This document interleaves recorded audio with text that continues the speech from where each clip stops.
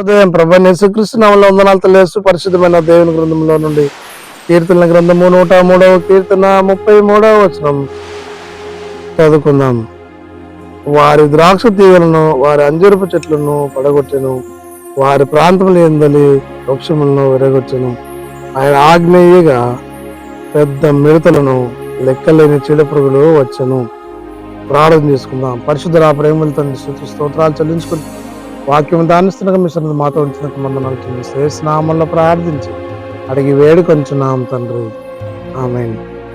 దేవుడు ఆగ్నేయగా చీడపురుగులు పుట్టును, దేవుడు ఆగ్నేయగా చెట్లన్నీ నాశనం అయిపోయినట్లుగా చూడగలం. ఇక్కడ దేవుని యొక్క ఉద్దేశం ఏమై ఉన్నది? మానవులకు కనువిప్పు కలిగించాలని.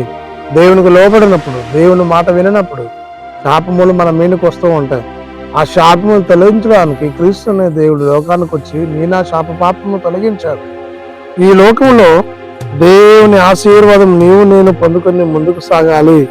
దైవాశీర్వాదం పొందుకున్నటువంటి కుటుంబాలను దేవుడు దీవించే దేవుడై ఉన్నాడు. దేవుని వాక్యము చూస్తూ ఉన్నాం. దేవుని ఆజ్ఞయ్యగా, ఆయన ఆజ్ఞ ఇస్తే, ఆయన సెలవిస్తే తిప్పివేయగలవాడు ఎవరు?